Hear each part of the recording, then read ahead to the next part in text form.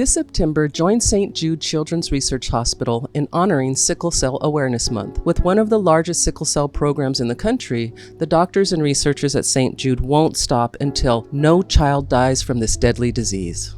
But we can't do it without you. Bring hope and healing to St. Jude families right now. Visit stjude.org/The Amazing Clarks and become a partner in hope. Again, visit stjude.org/The Amazing Clarks and help St. Jude save even more kids. Dear listeners, I'm Anthony Clark. And I'm Melanie Clark.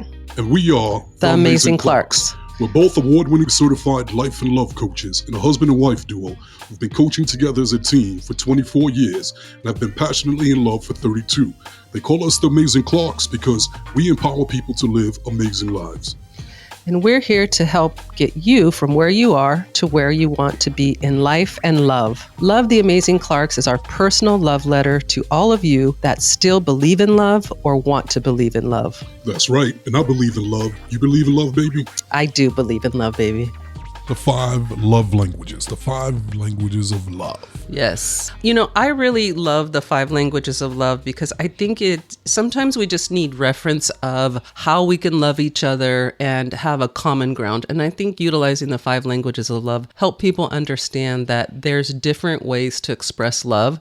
And these are 5 of them. So the 5 languages of love are words of affirmation, physical touch, quality time, acts of service, and gifts. And, you know, the book, The 5 Languages of Love, is really about everyone tends to give their own love language. So sometimes when you're giving your love language, you're not necessarily giving your partner their love language. And you can think like, I'm loving you, I'm showing you that I love you, and your partner doesn't feel it, or they're not receiving it, or they expect something different from you and you won't know what that is. So I think couples utilizing the 5 languages of love is really helpful because you could say, this is what makes me feel loved. Right. This is what I need from you to feel loved. Right. And even though everybody has 5 languages of love, everybody, for the most part, has one that's the most important, the most dominant. I would say 2. Yeah. 2 that are really the most dominant. I could agree with that. Yeah. But I actually think everybody's a combination of all of them, because I know I'm a combination of all of them. It's just some of them I'm more in sync with because of my programming. Yes. What would you say are your main 2 love languages? Top love language would be acts of services and physical touch. Yes. But I realized that the ones like with gifts and words of affirmation,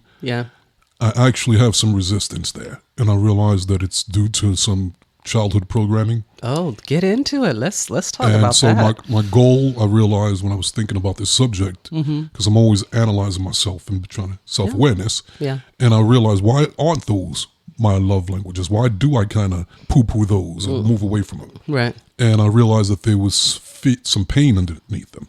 So, for example, gifts. I grew up loving gifts, giving gifts, receiving gifts. But because of my childhood, there was a lot of disappointments because I didn't get gifts, the whole Capricorn birthday thing. Yeah. That it hurt so much that I just got to the point where it was like, you know what? If I'm expecting this, I'm going to be disappointed because I don't get it. So let me just kill that part of me and not care. I don't want gifts. I don't need it. No, I don't care. So I made it not important. Right. That was just to protect myself from pain. That makes sense. Yeah. So I don't expect gifts from people. I don't ask gifts from people. And when they give them to me, I try to downplay it. Right. And so I realize it's because of that. So it's some work that I need to do in that area. Makes sense. So why do you think that acts of service is your love language? I think acts of service is my love language is because I kind of shut myself down and created like a fortress. Okay. And wouldn't let anybody in. I was very picky growing up about who I let into my world because I was trying to avoid that pain, hurt, and disrespect. Right. So I made a kind of a rule that I'm going to see how loyal people are by how they show up for me with acts of services. If I love you, I will do anything for you. Yeah, there it is. And if you love me, you'll do that back. And if you don't do that, then you can't come into my world. Yeah. Because I feel like you don't love me. Yeah. And it's not mutual. And how's that worked for you? It actually served me really well. Yeah. In a lot of ways. It really has. Yeah. I love who I am. I love who I've become. I love the things I've accomplished. Right. And I definitely think that not letting everybody in my world, everybody around me into my life, I'm very picky about my friends. I'm very picky about the circles. I have a bar that people have to meet in order to come into my world. So it's been great. But I'm at the point now where I feel like I'm open to expanding that. That's interesting. The reason I asked you is like, how's that working out for you is because acts of service is not my love language. And if that's the bar that you use to feel loved, then I'm sure there were times in our marriage, in our relationship, that you kind of felt like I wasn't loving you the way that you want to be loving, because that's not always on my radar. I'm not always like, oh, I need to do stuff for him. I mean, I'm a participating partner, so I do things, but it's not my first thought of like, oh, let me do this for Anthony. Right. My main love language is words of affirmation, which is not yours. So I tend to tell you a lot. I tend to verbally express my feelings for you, my love for you. Right. So did you feel affected by the fact that I don't always do acts of service? I'm getting better. I'm aware of it. You know what? Before we had the conversation about the love languages, I was hurt. I was hurt a lot. My heart. I'm sorry, baby. Just keeping it real. It's true. Hey. It's okay. Yeah. And because I would do stuff for you, acts of service, and then you wouldn't do them back for me. Yeah. Then the story in my head was, oh my God, she didn't do it for me, so she doesn't love me like I love her. Wait, let me do it again. Wait, she still didn't do it. She doesn't do it because she doesn't love me. Yeah. Now, now I'm butthurt. Yeah. All my emotions. Yes. And so then I kind of pulled back from you, energetically, emotionally. Yeah. I noticed. And then once we had the conversation about what's your love language, and it was like, okay, that's just not her love language. Yeah. I was giving her mine expecting that was going to be hers and she's supposed to give it back, but it doesn't work like that. And like you said, when you have your love language, the tendency is to give your partner that. Yes. And think, well, they should be happy with this because this is mine. Yeah. But everybody's different. And so once we had that conversation, it was like, oh, okay. Yeah. She's not doing it intentionally. She's not just doesn't care about me. That doesn't mean she's not cherishing me. Right. It's just that's not her go-to. Yeah, exactly. And so now when you do it, it's like it doesn't bother me anymore. And you do a lot of things for me. Yeah. And you're always doing acts of service. Maybe not at the level I'm doing it, but you do it. So well, once we had the discussion, I made myself consciously aware of it. And sometimes I'll notice, I'll be like, he is doing so much for you. You need to do more for him. It's not just about telling him. So I consciously have to make myself do it. It's not my go-to. Right. This September, join St. Jude Children's Research Hospital in honoring Sickle Cell Awareness Month. With one of the largest sickle cell programs in the country, the doctors and researchers at St. Jude won't stop until no child dies from this deadly disease. But we can't do it without you. Bring hope and healing to St. Jude families right now. Visit stjude.org/The Amazing Clarks and become a partner in hope. Again, visit stjude.org/The Amazing Clarks and help St. Jude save even more kids. So why do you think words of affirmation are yours?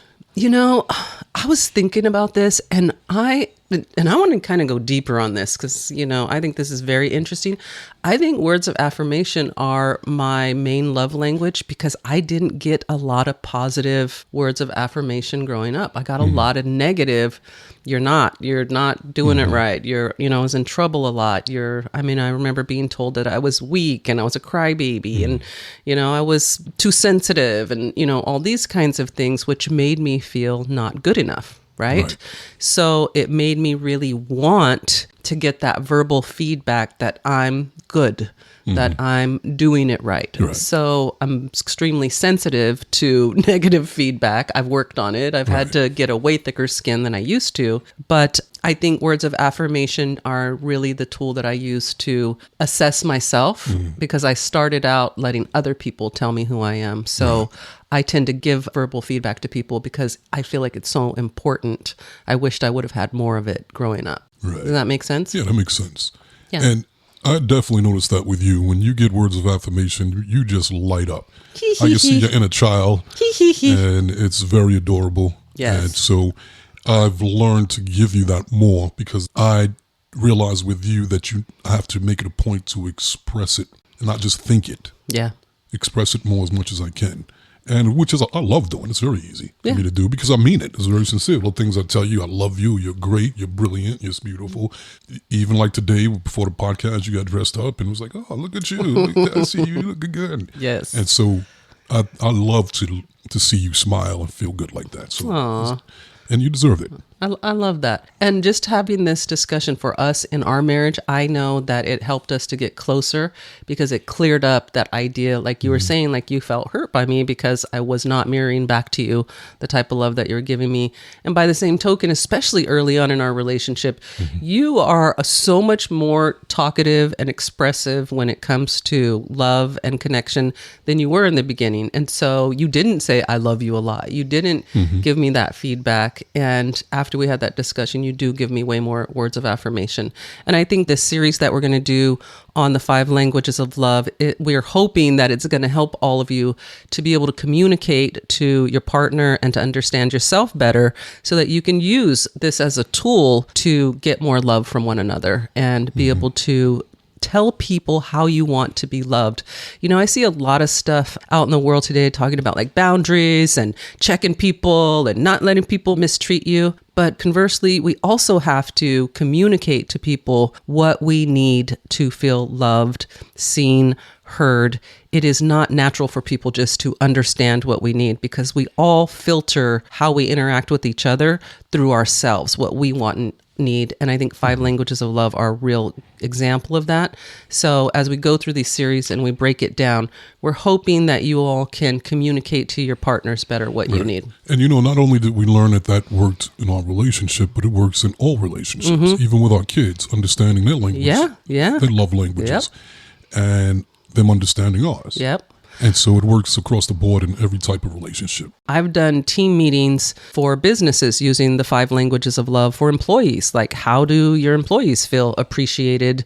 How do your employees feel loved by you? We spend 8 hours a day with the people that we work with. And if we understand what they need to feel loved and seen and heard, we can all do better. So I really love the 5 languages of love. I'm excited to get into it in more detail. So keep tuning in, you guys. We got some good stuff coming for you. So I got bad news for those of you if your love language is quality time. What's that? The quality time is over. It's the end of the show. It's the end of the podcast. Yes. Sorry, people, but it was great quality time hanging out with you guys. Make sure you're connecting with us over on Instagram, TikTok, or YouTube at The Amazing Clarks. If you guys haven't got a copy of our book yet, Crack the Code, Secrets to Achieving Your Happily Ever After, make sure you pick up a copy today. Available at Amazon.com. If you're interested in coaching with us on the podcast, make sure you fill out the form in our show notes. And if you're interested in becoming a life coach or just want to learn some skills to life coach yourself or the people around you, then check out our Law of Attraction Life Coach Certification class at the Law of Attraction Life Coach Academy.com. And remember, change does not happen overnight. It's happening every second of every day. Love the Amazing Clarks.